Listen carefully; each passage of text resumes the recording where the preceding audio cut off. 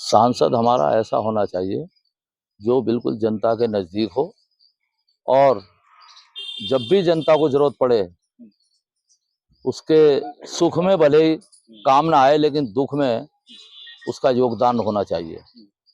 और जहाँ तक विकास कार्यों की बात है, प्रधानमंत्री मोदी जी द्वारा इतने विकास कार्य यहाँ कराए जा रहे हैं।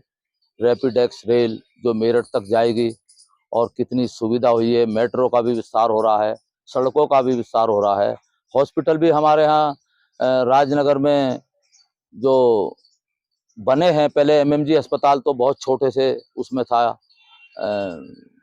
स्तर पर, लेकिन आज काफ़ी आपको जो है आम जनता जो हमारे गाजियाबाद की है उसको काफ़ी सुविधा इस बात की हो रही है कि भाई हमारे क्षेत्र में एक अच्छा अस्पताल बना है। कॉलेज भी हैं, कॉलेज भी प्राइवेट कॉलेज भी बहुत हैं।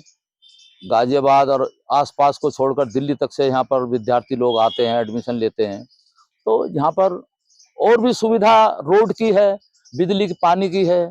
तब तमाम सुविधाएं जो है जब हमें मिलेंगी यहाँ पर तो नेचुरली हमारे गाजियाबाद का जो है विकास में प्रथम स्थान भी रहेगा। और आने वाले सांसद की जिम्मेदारियां कंधों पर ये रहनी चाहिए कि वो जो है जनता को आसानी से उपलब्ध हो। जनता को ये ना लगे कि हमारा सांसद जो हमने चुनकर भेजा है वो हमारे किसी काम का नहीं है। स्थानीय स्तर पर सांसद का हम स्वागत करेंगे। बाहरी सांसद होगा तो उससे हमें कई परेशानियों का सामना करना पड़ता है, उसे पकड़ने में, उसे काम कराने में दिक्कतें आती हैं। स्थानीय सांसद का भी योगदान यहाँ पर बड़े स्तर पर है जो आसानी से उपलब्ध हो सके। हमारे बीच एक युवा है, सबसे पहले तो आपका परिचय जानना चाहूंगा। क्या नाम है आपका? मेरा नाम तरुण कुमार है। तरुण जी, देखा जाए आप खुद एक युवा हैं और इस समय इस देश के अंदर जो है 60% भागीदारी युवाओं की है और 2024 का चुनाव है। किस नजरिए से देखते हैं इस चुनाव को?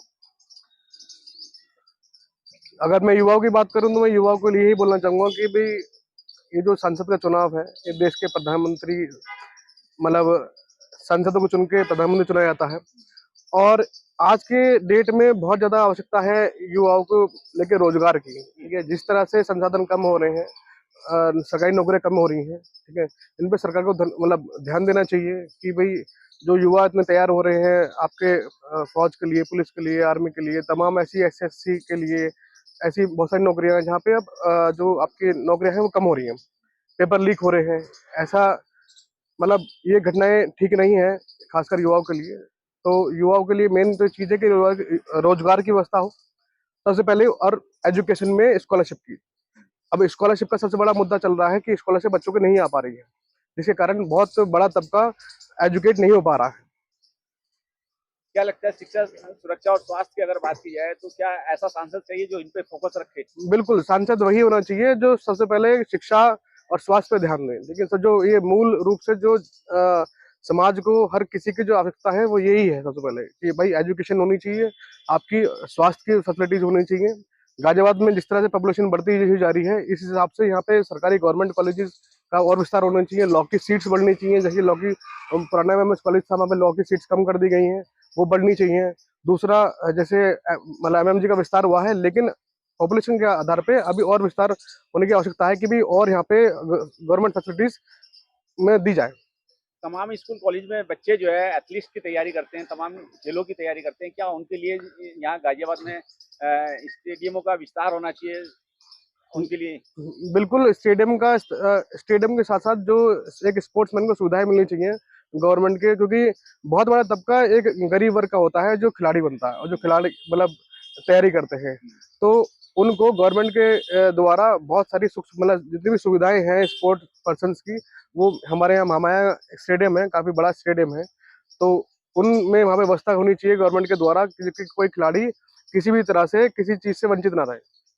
क्या लगता है जो 2024 का चुनाव है, आप खुद युवा हैं और यहाँ के वोटरों से कुछ अपील करना चाहेंगे, किस तरह के सांसद को वोट करें वो लोग?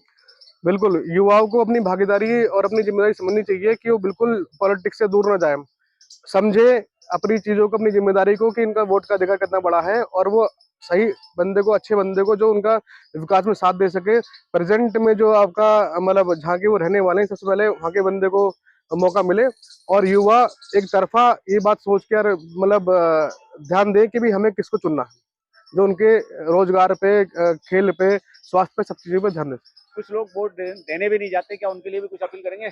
मैं यही बोलने जा रहा हूँ कि युवाओं को जिम्मेदारी समझनी चाहिए। बहुत से युवा होते हैं कि भैया हमें कोई बात नहीं, हम हमें क्या करेंगे, हमने डाले वोट, सो रहे कुछ भी, मतलब पॉलिटिक्स से दूरी बना लेते हैं। जबकि जब तक युवा नहीं आएगा ना, तब तक बदलाव नहीं होगा। युवाओं की बहुत बड़ी जिम्मेदारी है बदलाव के लिए।